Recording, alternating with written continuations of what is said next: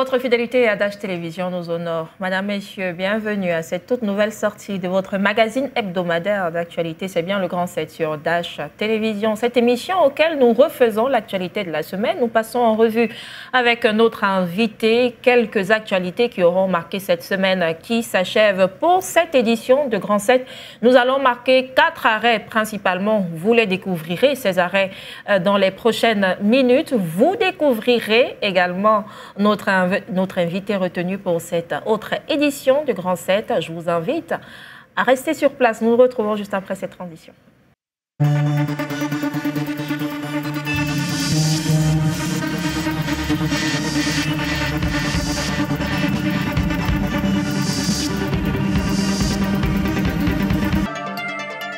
Merci de nous rejoindre sur cette antenne. Merci à vous qui nous rejoignez donc à l'instant. Vous regardez bien le Grand 7 sur Dash Télévision, émission hebdomadaire de l'actualité sur votre petit écran. Et pour cette édition, je l'annonçais, nous sommes en compagnie d'un invité qui nous fait le plaisir d'être avec nous ce matin.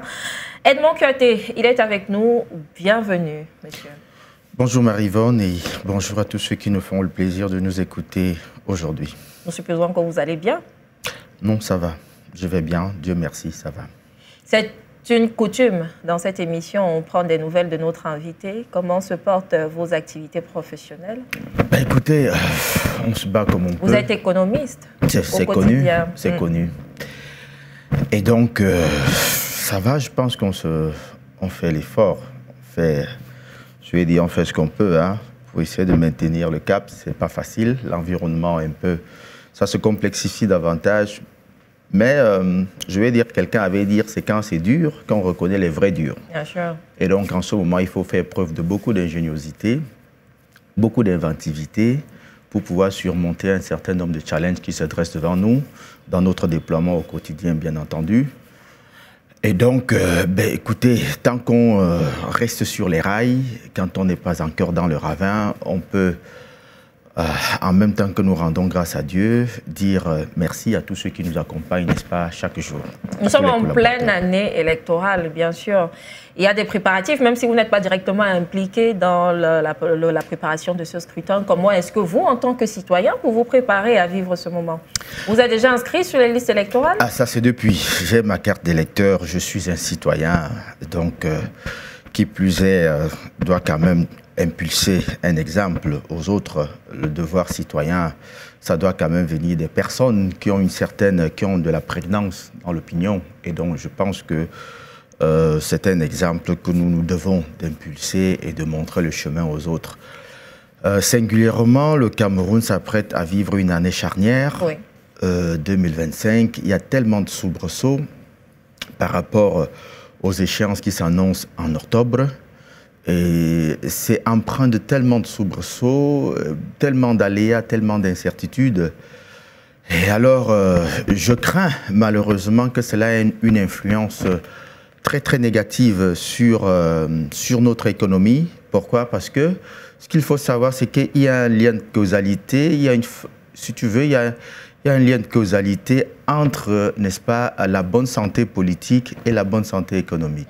C'est deux notions qui s'interpénètrent, qui s'imbriquent même et procèdent l'une de l'autre. Lorsque politiquement c'est stable, économiquement ça sera serein.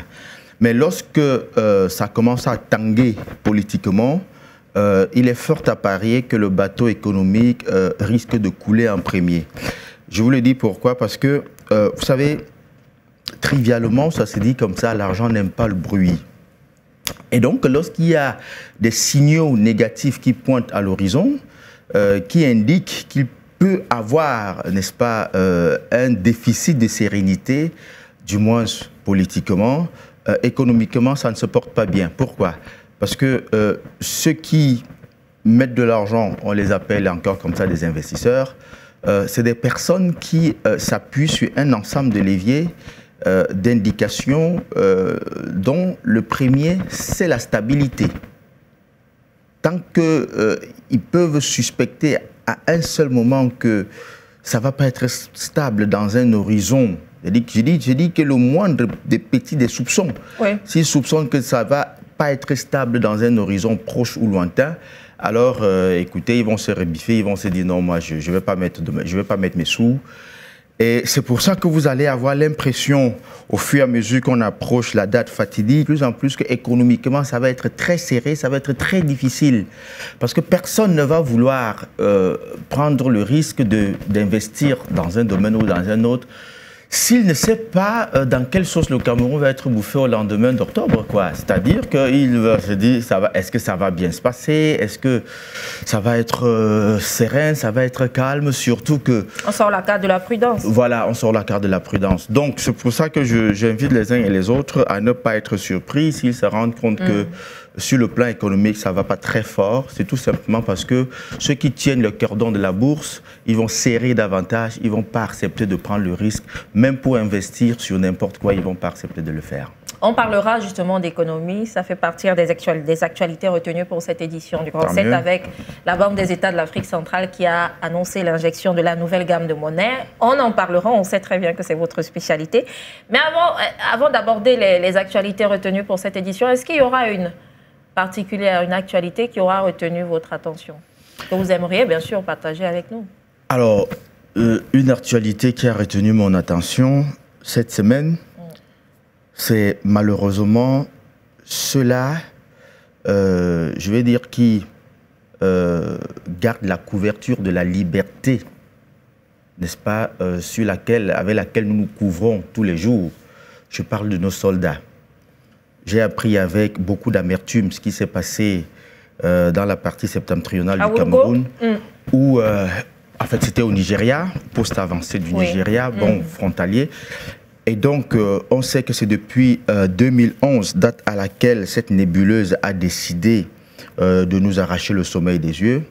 C'est depuis que les forces de l'ordre camerounaises, je vais dire les forces de sécurité autant pour moi, les forces de sécurité camerounaises se battent beaucoup pour conserver, n'est-ce pas, l'intégrité de nos frontières et faire en sorte que cette nébuleuse-là ne vienne pas déranger la tranquillité des citoyens. Et j'ai constaté malheureusement que nous avons perdu une bonne dizaine de nos soldats avec une nouvelle incursion de ces gens-là au poste avancé, parce qu'il y a des forces mixtes de différents pays qui sont, je vais dire, qui sont concernés par cette influence-là. Et donc, le Cameroun a payé un très lourd tribut avec plus d'une dizaine de soldats. Alors, ce qui m'a le plus sidéré, c'est quand je suis le narratif, du moins des officiels, lorsqu'ils décrivent le type d'armement qui a été utilisé et la méthode d'attaque qui a été faite. Je ne mets pas ça sur le coup d'une petite nébuleuse constituée de quelques, comme on les appelle, les foudala, d'une petite nébuleuse constituée, je vais dire, d'un ramassis de combattants venus ça et là, et non expérimentés et non aguerris. Non, il me semble qu'il faudrait qu'on fasse très attention, et là je m'adresse aux officiels de l'ensemble des pays concernés, Cameroun, Tchad, Nigeria, Niger et autres. Il faudrait qu'on fasse très très attention, parce que la question que je n'ai de cesse de poser, avec la petite connaissance qui est la mienne, n'est-ce pas, sur le côté armement, la petite question qui me taraude l'esprit tout le temps, c'est d'où leur viennent ces armes-là, à ces gens-là. Et le gouvernement a répondu à cette question, dans son dernier communiqué aussi. Peut-être avec beaucoup de diplomatie. Vous savez, le gouvernement est astreint je vais dire, à un exercice de diplomatie. Il faut éviter de fâcher les gens, il faut éviter de dire des choses de manière péremptoire lorsqu'on n'a pas rassemblé un ensemble d'éléments. Mais moi, avec la liberté de ton qui est la mienne, je peux quand même me permettre de pousser le questionnement un peu plus loin. Vous savez, Marie-Yvonne, il y a une chose que vous ne savez pas, c'est que même pour des États comme les nôtres, c'est difficile et parfois même impossible, n'est-ce pas, d'accéder à un type d'armement. Parce que les armes, malheureusement, ce ne sont pas des bouts de pain.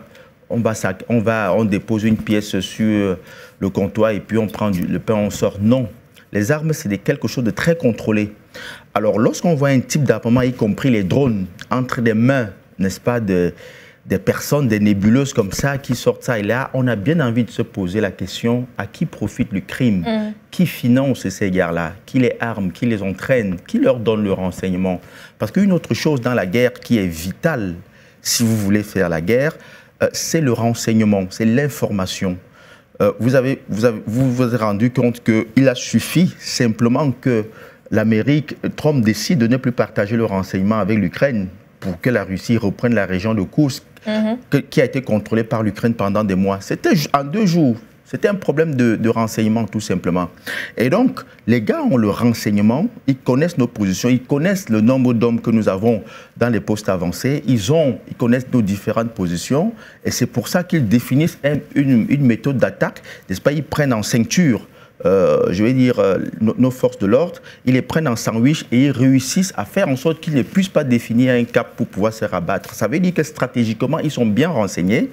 Et donc, il faut très bien comprendre que derrière ce que nous appelons des petites nébuleuses, derrière ce que nous appelons Boko Haram... C'est une très grande organisation. C'est une très grosse organisation contrôlée par des superpuissances qui leur donnent le nécessaire en termes d'armement, en termes de financement, en termes d'entraînement et autres. Et donc, il faudrait que nos États comprennent ça. Et que l'on comprenne qu'on ne peut pas entretenir, n'est-ce pas, je vais dire, on ne peut pas continuer de louvoyer avec certaines personnes, avec certaines choses. On ne peut pas continuer de louvoyer, de traînasser, de donner l'impression que non, on ne connaît pas ce qui se passe. Je crois qu'il faudrait qu'on ait le courage. Quelqu'un disait, il faut beaucoup plus de courage pour porter sur soi le réel que pour traquer l'impossible. On ne peut pas continuer ad vitam aeternam à traquer l'impossible. Je dis, cette histoire a commencé depuis 2011. Nous sommes en 2025.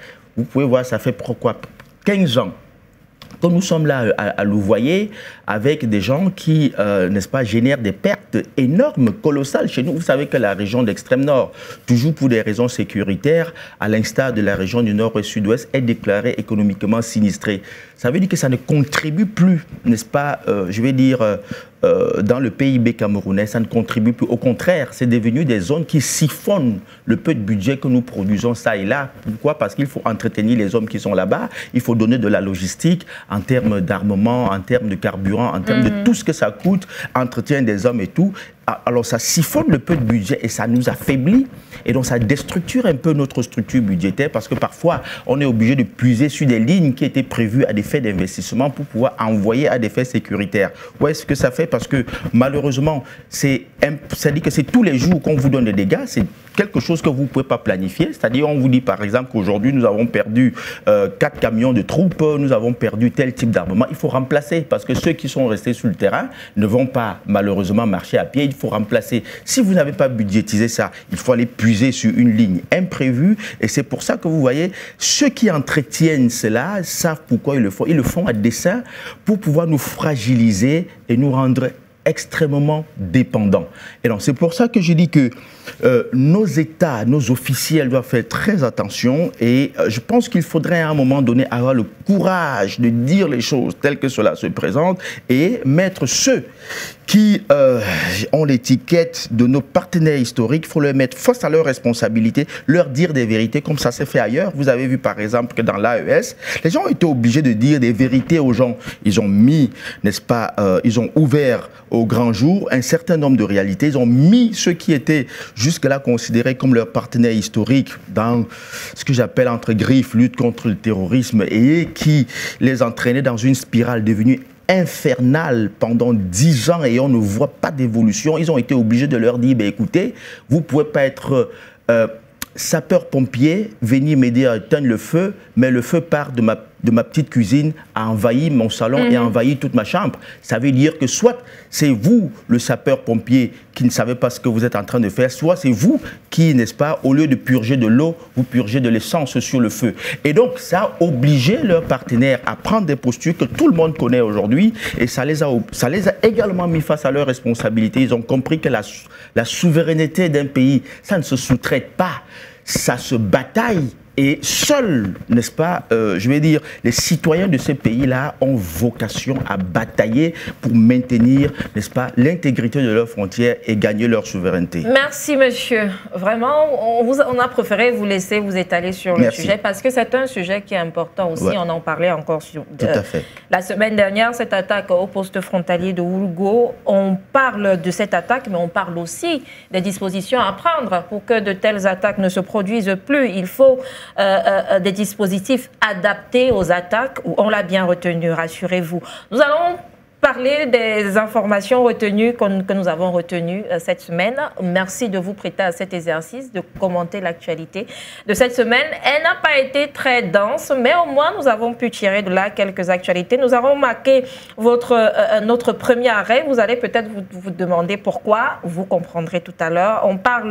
On a parlé cette semaine de ce nourrisson qui a été découvert dans la nuit du 28 au 29 mars en bordure d'une poubelle à Bessengue. C'est dans le premier arrondissement de la ville de Douala. Deux passants, témoins de cette scène bouleversante, ont immédiatement transporté l'enfant à l'hôpital La Cantini. Valdez Photo est revenu sur cette actualité cette semaine. Regardez. Le nourrisson a été retrouvé délaissé dans un plastique en bordure d'une poubelle. La scène se déroule au quartier Bessengue à Douala. Alertés par ses pleurs, deux mototaximens ont immédiatement réagi en le transportant à l'hôpital La Cantini de Douala. Sur place, le bébé de sexe masculin est pris en charge. Son délai sous les instructions de la direction. Quand il vient à l'hôpital, on trouve qu'il a 2,6 kg. Alors, donc le bébé nous arrive très tard dans la nuit, il était 3 h du matin du 29. Donc, on le prend directement en charge. Pour l'instant, l'identité de la mère de l'enfant reste inconnue, ainsi que l'auteur de cet abandon. Cet enfant est là, nous l'appelons enfant X, parce qu'il n'a pas de nom, c'est un enfant qu'on a ramassé.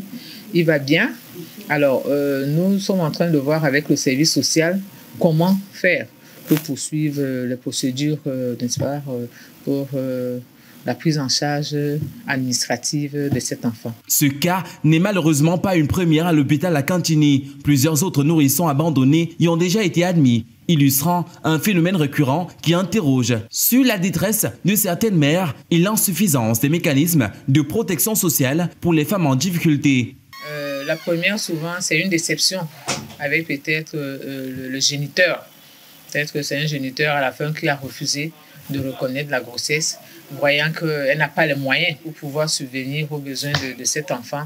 Elle préfère soit avorter, soit alors, parce qu'il y a des enfants qui sont durs, comme je l'ai dit tout à l'heure, comme celui-ci. Donc, l'enfant ne sort pas, elle fait tout. Et quand il sort, comme elle a décidé que l'enfant, là, je vais soit jeter, soit je ne sais pas. Ça me fait mal de dire ça comme ça, mais bon, un enfant qu'on trouve à côté de la poubelle, ça veut dire qu'on a jeté. Donc, ça peut être ça. Ça peut être le fait qu'elle n'était peut-être pas prête pour avoir une grossesse. Donc, il y a tout ça. Il y a aussi le pécunier. En attendant, dans un communiqué, l'hôpital La Cantini prie toute personne détenant des informations utiles de bien vouloir se rapprocher de ses services.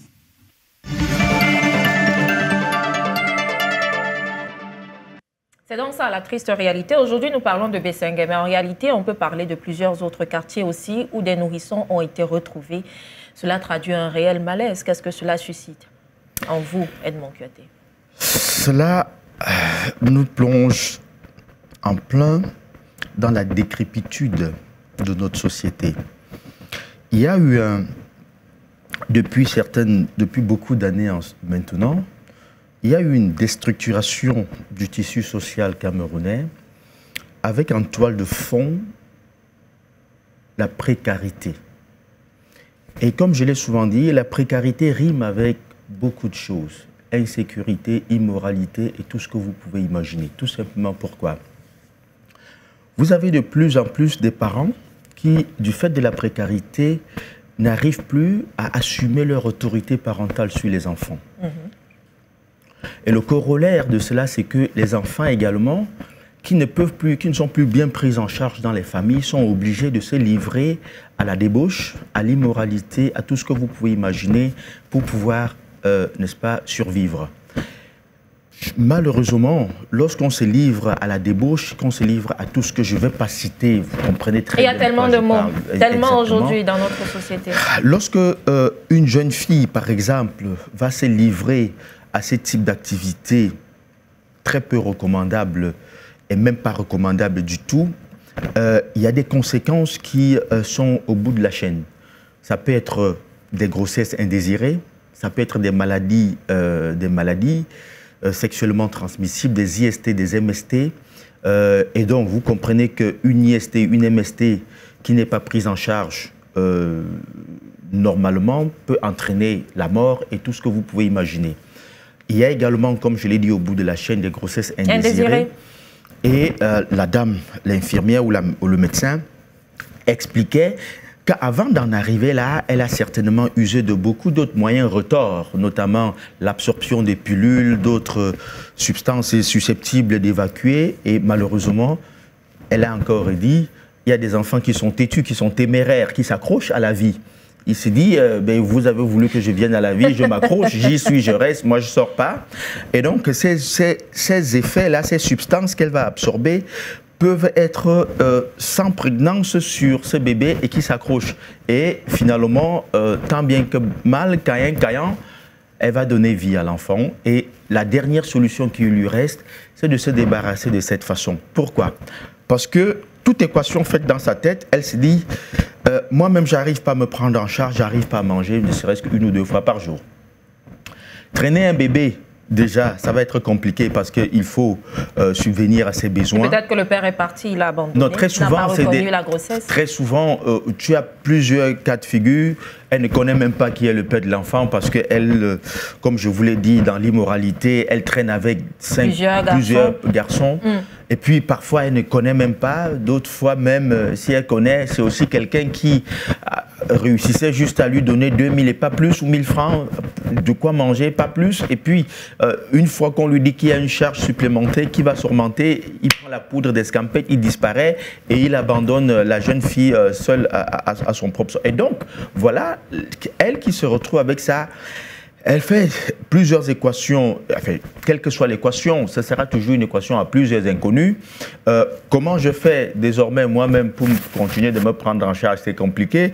Est-ce qu'avec cette charge supplémentaire, je trouverai encore quelqu'un qui va accepter de me donner 2000 et même s'il accepte de me donner, est-ce que ce sera suffisant pour moi et pour l'enfant? Bref, quand elle fait toutes ces équations dans sa tête, elle se rend compte que l'enfant qui est supposé être une source de joie et de bonheur dans une famille, cet enfant devient plutôt une source de malheur, de peine et d'affliction pour elle. Et donc, tout ce qu'elle cherche à faire, je ne justifie rien, j'explique. Tout ce qu'elle trouve à faire, c'est que ça devient un colis très gênant, très embarrassant. Donc, il faut se débarrasser. Se débarrasser à tous les prix. Heureusement, elle n'a pas... elle n'est pas allée à l'extrême parce que d'autres vont carrément, je vais dire, ôter la vie à l'enfant. Elle ne l'a pas fait. Elle a déposé l'enfant dans une poubelle et c'est comme cet enfant s'est accroché à la vie, je crois que Dieu lui a demandé, lui a permis de vivre parce que l'enfant aurait pu suffoquer, n'est-ce pas, sur le fait nocif et toxique, n'est-ce pas, des immondices. Ça n'a pas été le cas. L'enfant s'est accroché à la vie, Dieu lui a conservé la vie et donc voilà, je crois que désormais les services sociaux, les services médicaux dans une synergie vont combiner, n'est-ce pas, les moyens pour permettre à cet enfant de vivre. Les services sociaux qui se retrouvent aussi un peu débordés, hein, parce que ce type de cas, malheureusement, on en trouve au quotidien. Malheureusement, vous êtes parents justement, bien comment... Quelles solutions vous préconisez pour un retour à la normale? Parce qu'à une certaine époque, on n'observait pas tous ces types de mots, surtout, ou encore plus même, en milieu jeune. Vous allez voir, c'est peut-être une mère de 16 ans, de 17 ans, de 18 ans, qui n'était pas prête à avoir un enfant et donc il faut à tout prix s'en débarrasser. Ouais. Vous êtes parents, comment est-ce que cela peut s'expliquer et surtout comment revenir à la norme? C'est très compliqué, c'est très complexe. Et là, je laisse parler le parent que je suis. C'est-à-dire que je vous ai dit qu'à la base, il y a la précarité. Lorsque un parent n'est plus à même d'assurer le minimum vital à sa famille, il perd son autorité parentale. Oui. C'est-à-dire que vous n'êtes plus à même d'impulser une ligne éducative dans la famille si le minimum qui va avec ne suit pas. C'est-à-dire, si vous ne pouvez plus offrir un repas, je ne parle pas de 2, je ne parle pas de 3, un repas par jour. Si vous n'êtes plus capable de payer, n'est-ce pas, la scolarité de l'enfant, si vous n'êtes plus capable d'assurer les factures à la maison, vous êtes contraint, la mort dans l'âme, l'amertume dans le cœur, de fermer les yeux sur toutes les dérives, n'est-ce pas? Parce que vous avez perdu votre autorité parentale. Écoutez, comment vous faites pour dire à une jeune fille, votre jeune fille de 16 ans, 17 ans, Comment vous faites pour lui poser la question que pourquoi tu es rentré tard si ça fait une semaine, vous n'avez pas pu déposer je vais dire 500 francs sur la table pour son goûter. Comment vous faites pour... Vous prenez l'autorité où pour le lui dire? Lorsque vous lui dites, elle vous traite parfois même moins que son égal. C'est-à-dire qu'elle vous répond que, écoute, ça fait une semaine, j'ai rien mangé dans cette maison. Moi, je suis allé chercher à manger. Vous répondez quoi en ce moment en tant que parent? À une certaine époque, Edmond, on vivait de pas grand-chose, mais il n'y avait pas tous ces types de mots. Non, non. Ce que je veux dire quand vous parlez de l'époque... C'était pas une aisance économique, financière? Non, à une certaine époque, justement... on ne manquait pas le minimum vital. Je ne suis pas en train de dire, n'est-ce pas, les moyens, n'est-ce pas, d'une vie agréable. Ce n'est pas de ça que je parle. Quand je parle du strict minimum vital, mais écoutez que je redescends au plus bas de l'échelle, au risque même de creuser un peu le sol pour retrouver en dessous. Donc, je dis, offrir, non pas qualitativement et même pas quantitativement, n'est-ce pas, le minimum, c'est-à-dire, comme on disait à une certaine époque, donner un verre de tapioca à la maison. C'est-à-dire, même si ça, vous n'êtes pas capable de le faire, et je vais te dire que, écoutez, vous le dites à quelqu'un qui est d'un certain âge et puis qui a quand même vécu dans les années 80, 90, et donc qui peut savoir au moins comment ça se passait. Je vais dire que moi-même, je ne suis pas l'enfant d'un super riche. Non, je ne suis pas l'enfant d'un super riche. Bon, papa ne manquait pas, maman ne manquait pas le minimum vital, mais au moins, en côtoyant d'autres familles, on se rendait compte que même quand papa n'avait pas suffisamment de moyens, la famille trouvait quand même, je vais dire, au moyen de certaines gymnastiques, le minimum. Et là, ça permettait que, je vais dire, l'autorité parentale était conservée à minima. Mais, lorsque je dis bien, vous êtes incapable au bout d'un mois de payer la facture d'électricité à la maison. Peut-être que vous vivez déjà dans le noir, peut-être que vous avez, vous passez par des voies un peu recommandables, pas très orthodoxes pour pouvoir alimenter la maison en électricité. Vous n'êtes pas capable de dire, voilà 500 francs, débrouillez-vous, prenez un verre de tapioca, 2 morceaux de sucre, lorsque vous n'êtes même plus capable de le faire. Lorsque vous-même, vous ne vous prenez plus en charge en tant que parent et que vous regardez la mort dans l'âme, vos enfants, tous les jours, plier l'intestin pour aller se coucher dans le lit. Et je peux vous dire que si vous prenez un échantillonnage dans notre basse société, vous prenez un échantillonnage de 10 personnes, de 10 familles, vous verrez que cette famille rassemble les conditions dont je suis en train de vous parler. Et donc, mettez-vous à la place de ce parent, parce que lorsque vous me dites comment faire pour revenir à l'orthodoxie, non, je vous dis c'est très compliqué. Je ne vais pas faire comme d'autres prétendent, avoir la science infusée et avoir, n'est-ce pas, le remède magique pour dire non, voici ce qu'il faut faire. Non, c'est très complexe. Il faut savoir que lorsque les hommes sont confrontés à des challenges, à un type de challenge, c'est-à-dire qu'ils ne peuvent pas répondre avec aisance, n'est-ce pas, aux exigences biologiques. Manger, boire, se soigner, dormir. Je ne veux pas dire décemment, mais ne le faire. Ça peut devenir compliqué. Ça devient très compliqué. Vous perdez tous les outils, n'est-ce pas, dont a besoin un individu pour pouvoir encadrer sa famille, pour pouvoir encadrer les siens.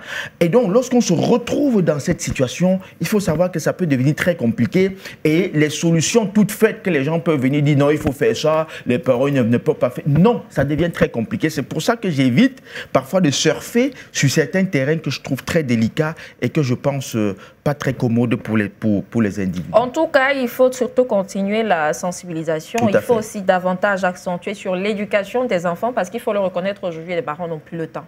Parce que justement, occupés à chercher de quoi nourrir leur famille, ce n'est plus évident d'avoir un parent à la maison très tôt. L'enfant désormais connaît le programme du parent et qui sait qu'à certains, papa n'est pas encore rentré, et donc on peut se livrer à n'importe quoi. En tout cas, on continue la sensibilisation. On va au pas de cause, Edmond Kouyaté, on parle politique cette fois. fois. Nous sommes pratiquement à 9 mois du scrutin présidentiel. On en parlait encore il y a quelques minutes. La conférence épiscopale, cette semaine, la conférence épiscopale nationale du Cameroun a pris position dans une lettre pastorale qui a été publiée cette semaine. Les évêques définissent les 10 critères essentiels que doit remplir tout aspirant à la magistrature suprême. Sandrine Babo nous fait une synthèse de cette lettre des évêques.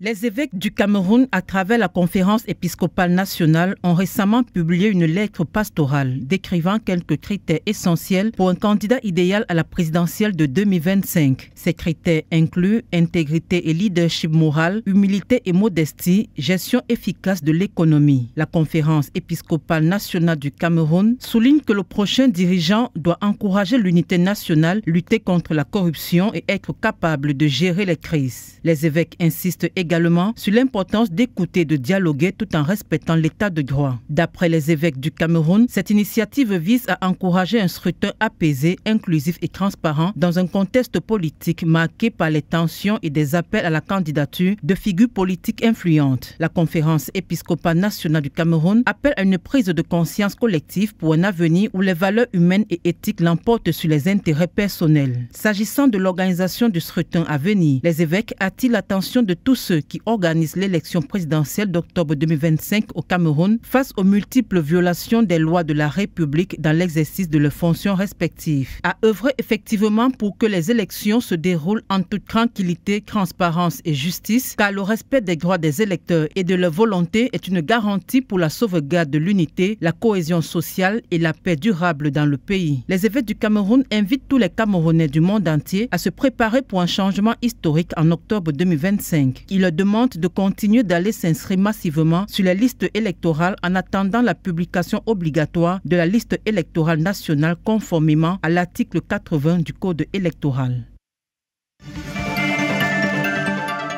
Merci Sandrine Babo qui a traité cette actualité cette semaine. Certains ont estimé que les évêques n'étaient pas dans leur rôle. Certains ont estimé que les évêques, d'une façon peut-être très masquée, demandaient au président de la République actuelle de ne pas se présenter. Edmond Kouyaté, quel est votre point de vue sur cette actualité? J'ai suivi beaucoup beaucoup d'avis. De commentaires. De commentaires. Les uns en contradiction avec les autres. Oui. Et puis j'ai dit c'est normal, c'est ça, c'est un peu ça la vitalité politique dans un pays. La politique a ces sites particuliers que ça ne crée pas l'unanimité. On ne peut pas être tous d'accord. Un choc des idées. C'est un choc d'idées, effectivement. Et donc, les uns pensent ceci, d'autres pensent là. C'est pour ça qu'on parle de courant de pensée. Oui. Et donc, une société a ceci de démocratique, justement, qu'elle permet, n'est-ce pas, l'éclosion d'une kyrielle de courants de pensée. Les unes antagonistes aux autres, et ainsi de suite, les unes parallèles aux autres, et ainsi de suite. Et donc, c'est normal qu'il n'y ait pas d'unanimité après la sortie des évêques. Mais toujours est-il que, ce qu'il faut savoir, c'est que, avant d'appartenir à une corporation, on est d'abord citoyen d'un pays. Et donc, on est au même titre que tous les autres citoyens influencés et concernés par toutes les décisions qui découlent, n'est-ce pas, de la façon de gérer le pays. Et donc, vous ne pouvez pas, de manière exclusive, dire aux évêques, portez votre soutane, allez vous barricader dans votre chapelle et ne vous menez pas de la vie politique. Ne vous menez pas de la vie politique, alors que le même évêque, quand il a fini de prêcher, il va sortir, il va emprunter une route qui est abîmée. Il va sortir, il aura besoin de se nourrir. Il va sortir, il va avoir des ouailles devant lui qui vont lui dire « Ah, je n'ai pas pu aller à l'école » ou « je n'ai pas pu inscrire mon enfant à l'école ».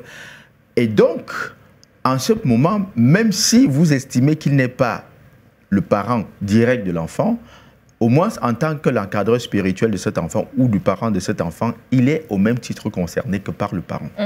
Et donc, l'évêque qui a de la peine à accéder aux services de base, comme vous et moi, est également concerné. Il ne va pas dire que non, parce que je suis évêque, on va me créer une route à part. Sauf si vous avez pris des dispositions autres pour que l'évêque le pasteur, le prêtre, n'est-ce pas, et n'est-ce pas, un mode de vie tout à fait différent, ou alors un biotope de vie tout à fait différent de ceux des autres citoyens.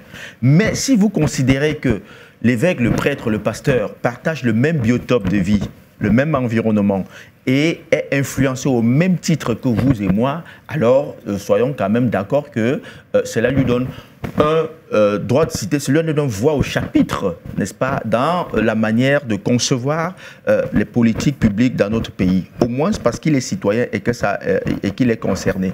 Ce qu'il faut également savoir, c'est que ce n'est pas une injonction. Ils n'ont pas fait une injonction. Ils n'ont pas dit « vous devez ». Ils disent « nous pensons que ». C'est leur avis. Oui. Ils émettent un avis. Et si nous pensons que nous avons, je vais dire, notre pays repose sur un socle démocratique et que la démocratie c'est aussi accepter la diversité d'opinions, acceptons donc qu'ils émettent également leur opinion, acceptons qu'il n'y ait pas d'acception de personnes, n'est-ce pas, au moins dans, je vais dire, l'émission des opinions. Surtout que ce n'est pas la première fois, même lors de l'élection de 2018, les évêques avaient fait également une sortie. Donc, si nous avons accepté que, je vais dire, que l'Église puisse créer des technostructures pour l'encadrement de nos enfants, je parle là des hôpitaux, je parle là des écoles. Alors, lorsque vous sortez le cadre normatif pour la gestion, par exemple, des hôpitaux, vous ne dites pas que non, ça ne concerne pas, je vais dire, les hôpitaux, je vais dire, sous le contrôle de l'Église. Vous ne dites pas que non, quand vous sortez, par exemple, le corpus de loi ou de texte qui doit, je vais dire, régenter la vie académique et éducative dans notre pays, vous ne dites pas que, ah non, les écoles missionnaires ne sont pas concernées. Les écoles missionnaires sont concernées au même titre que toutes les autres écoles. In fine, c'est les mêmes programmes que nous diffusons, c'est les mêmes, je vais dire, c'est le même cursus que les enfants des écoles missionnaires et des autres écoles privées, étatiques et autres suivent. Et donc, acceptons que, au moins pour cela, ils ont un droit de regard, ils peuvent dire non, ben écoutez, celui qui doit décider de comment, du cadre normatif pour la gestion des écoles, pour la gestion des hôpitaux, je dois avoir mon mot à dire. Parce qu'il va prendre des décisions qui vont influencer. On comprend donc que vous vous rangez dans la catégorie des personnes qui pensent que les évêques sont effectivement dans leur rôle. Maintenant, si on pousse un peu l'analyse, juste un peu plus loin, est-ce que vous ne pensez pas qu'il s'agit d'une position un peu masquée des évêques? Certains aussi l'ont pensé. Les 10 critères, est-ce que c'est pour dire que le président actuel n'y répond pas et donc ils ont fixé une ligne à tenir pour le prochain candidat? Alors, c'est ce qu'il y a de malsain dans la politique. C'est très malsain. Le fait de personnifier quelque chose, c'est malsain. Et là, les évêques pourraient vous dire que vous leur faites un procès de Moscou, un procès stalinien. Pourquoi? Parce que lorsque les gens définissent des critères et que vous retrouvez là-dedans, ou alors vous personnifiez ces critères, vous dites ah, c'est parce qu'on veut écarter quelqu'un. C'est malsain. C'est malsain. Là, vous faites un procès, vous qui faites un procès stalinien aux évêques. Moi, je trouve que c'est un peu ça, le problème. Pourquoi? Les évêques pourraient vous retorquer que qui se sent morveux se mouche. Se mouche. Et donc, si vous pensez que votre candidat ou alors celui qui, je vais dire, celui vers qui est orienté votre choix, ne remplit pas les critères qui, in fine, peuvent être, je dis peuvent, je préfère mettre ça comme ça, être des critères objectifs. Et je pense que le débat devrait être à ce niveau. Au lieu de voir en ces critères le moyen exclusif, n'est-ce pas, je vais dire commencer à chercher qui remplit ces critères, qui ne les remplit pas. Je pense que la question devait fondamentalement se placer sur l'objectivité des critères. Oui. Est-ce que, laissons le fait que ce soit, que cela vienne je vais dire, de l'épiscopat, laissons le fait que ce soit les évêques qui se soient réunis pour définir ces critères. Est-ce que si nous-mêmes, vous et moi, nous nous asseyons pour définir les critères, est-ce que nous allons les prendre en compte de manière objective et pertinente comme critères? Parce qu'il s'agit de quoi? il s'agit d'être unanime que notre pays, quand même, connaît beaucoup de problèmes. Sinon, si on doit prendre une allégorie, on doit dire que notre pays, c'est un patient dont la maladie a quand même atteint des niveaux très, très avancés. Et donc, le médecin qui devrait venir à son chevet devrait réunir quand même un ensemble de, je vais dire, d'expertise, oui, d'expérience pour pouvoir, n'est-ce pas, diagnostiquer et prétendre soigner la maladie. Et donc, si on est d'accord pour dire que on reste dans cette allégorie et qu'on se dise que non, quand même, eu égard au niveau de la maladie du patient Cameroun, eh ben, écoutez, n'allez pas prendre le premier charlatan qui se présente comme médecin. On ne va pas quand même prendre un petit infirmier de rien du tout. On ne va pas accepter que n'importe quel aide-soignant. Non, voici ce que nous voulons. On veut qu'en plus d'être... on ne veut pas un médecin généraliste. On veut qu'en plus d'être un médecin, qu'il soit spécialisé dans tel domaine et qu'il puisse témoigner quand même de 10, 15, 20 ans d'expérience et qu'en plus de cela, qu'il puisse quand même nous dire « j'ai déjà eu à soigner 2, 3 cas, 10 cas comme ça et 8 ou 9 sont sortis ». Voilà comment on définit scientifiquement, ma foi. C'est plus une sensibilisation alors, ou alors une interpellation? C'est une interpellation pour dire aux gens que notre pays ne peut plus se permettre. Parce que je ne comprends pas pourquoi les gens focalisent l'attention sur le président Biya. Le président Biya, c'est un monsieur qui a fait ses preuves. Bien sûr. Il a mené ses combats. Je ne suis pas sûr que beaucoup auraient eu la force et le courage de mener les combats qu'il a menés.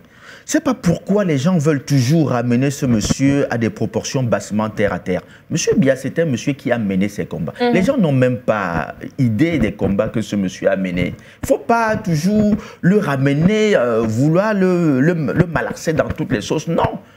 Il faudrait que les gens comprennent que... Excusez-moi, il faudrait que les gens comprennent que c'est un débat qui va au-delà de la personne du président Biya. Le président Biya lui-même, il est conscient qu'il a fait beaucoup de temps et qu'il va laisser un pays. Et qu'il prépare justement. Et qu'il prépare justement. Qu'il prépare cette période où il va laisser le pays. Pourquoi les gens pensent que...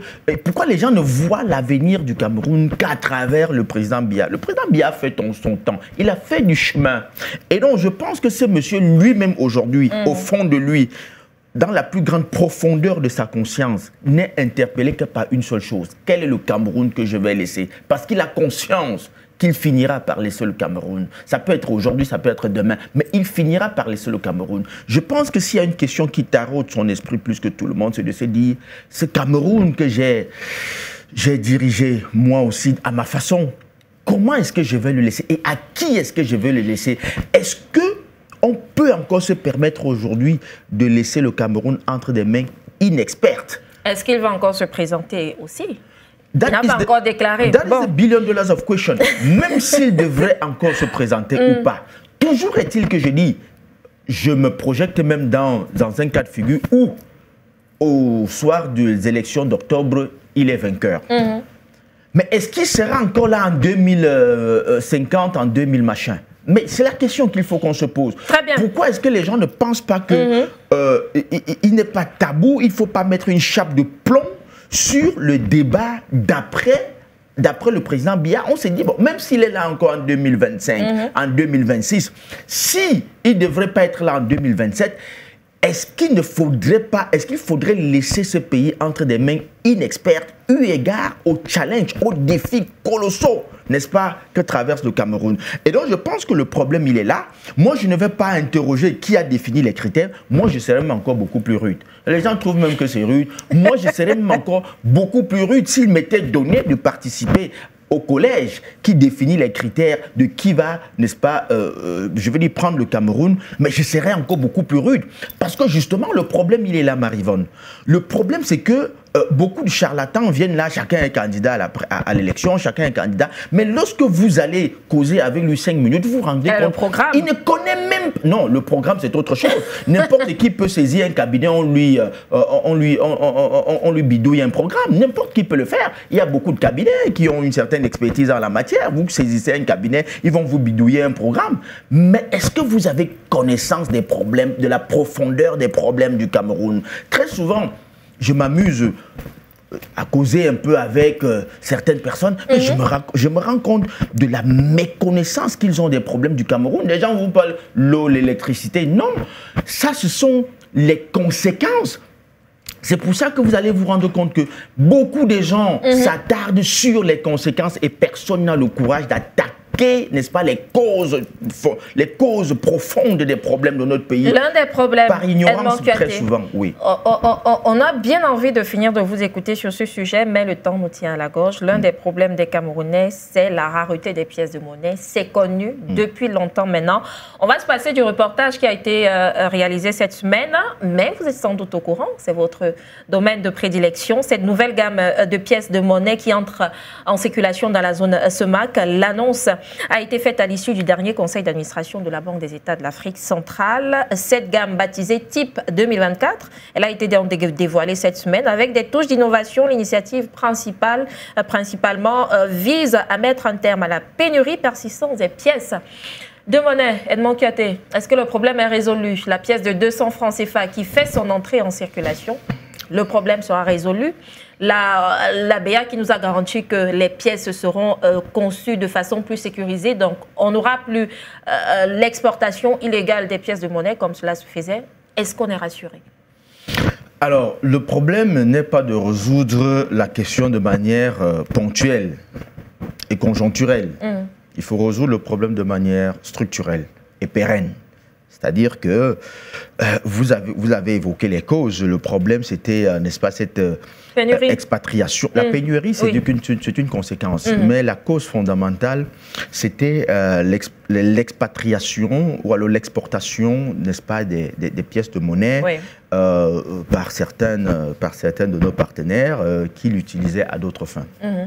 Et donc, il faut voir que si on doit épiloguer sur les causes, il y en a plusieurs. C'est-à-dire, d'abord, il y a le fait que ces pièces de monnaie étaient constituées dans des matières qui pouvaient être utilisées à d'autres fins. Et c'est pour ça que ces personnes faisaient preuve d'une certaine voracité sur ces pièces parce que, bon, ils exportent dans leur pays. Et l'autre problème également, c'est que le moyen d'exportation, vous savez très bien que les Camerounais eux-mêmes contribuaient, parce que ce n'est pas un problème camerounais, mais c'est un problème de la sous-région. Mais, je veux dire, tous les pays utilisateurs du franc CFA, zone CEMAC, ZAF, parce que CFA ZOF, CFA ZAF, ils avaient les mêmes problèmes. Et donc, les citoyens de nos pays, de nos États membres, contribuaient à cette activité scabreuse. C'est eux-mêmes qui faisaient la collecte. Ça, c'est le premier niveau de problème. Donc, ceux des Camerounais qui contribuaient à aider les Asiatiques à rassembler ces pièces-là au travers de machines à sous et autres qui rassemblaient ces pièces et les conditionnaient pour leur permettre, n'est-ce pas, de les exporter. Et comme nous savons que ça prend, ça ne saute pas pour se retrouver en Asie, donc ça passe par des canaux, n'est-ce pas, que nous connaissons, ça peut soit traduire la faiblesse, l'inefficience de nos outils de contrôle aux frontières. Et ça peut également traduire un phénomène qui est devenu rampant dans notre société, la corruption. C'est-à-dire que ceux qui sont les agents de douane qui sont commis, n'est-ce pas, pour assurer l'efficacité des outils de contrôle, pour éviter justement que les gens ne sortent avec des moyens, avec nos pièces-là, voilà, pour quelques billets de banque, on leur donne et puis fermer les yeux, ils les sortent. Ça peut également être cela. Et donc, il fallait donc trouver l'équation qui annihile un peu l'ensemble de tout ce que je viens de citer. Premièrement, faire, n'est-ce pas, les monnaies avec une matière qui suscite moins d'appétit des Asiatiques. Il fallait donc trouver une matière autre que celle qui va susciter leur appétit, qui va susciter leur convoitise. Est-ce que le problème est résolu? Le problème, il est résolu. Parce que si je m'en tiens à, n'est-ce pas, je vais dire, à ce qui a été présenté par la BEAC, j'ai suivi également. Je n'ai pas encore touché la pièce de monnaie. Cette gamme-là entre en circulation dès ce samedi. Je crois que c'est ce qui a été annoncé. Voilà. Donc, si je m'en tiens à ce qui a été annoncé, ils ont pu trouver une matière, n'est-ce pas, qui va moins susciter l'engouement des Asiatiques parce que c'est moins utilisable à d'autres fins.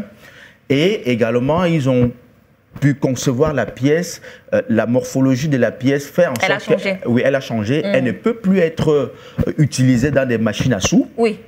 Et donc, qui était, n'est-ce pas, le moyen de siphonnage utilisé par ces Asiatiques-là. Ça, c'était un autre problème. De nous rassurer que ça résout le problème. On aurait aimé vous entendre également sur les risques aussi, parce que forcément, il y a des risques. Est-ce que le prix du transport ne va pas augmenter? Non, non, non. Non, merci. On vous écoutera sur d'autres plateformes, forcément, parce qu'il faut bien sensibiliser les Camerounais qui ont commencé aussi à se poser déjà des questions. Edmond Kouyaté, merci. C'est moi qui vous dis merci. Je voulais juste vous rassurer que ici, ils ont juste compensé le volume par la valeur. C'est-à-dire désormais, au lieu d'avoir 3 pièces de 100 francs, on a 200 et 100 francs. Merci beaucoup. Merci, chers téléspectateurs, d'avoir été fidèles à cette autre édition de Grand 7 sur Dash Télévision. On se retrouve la semaine prochaine pour une toute nouvelle édition. Ne partez pas très loin. Nos programmes se poursuivent.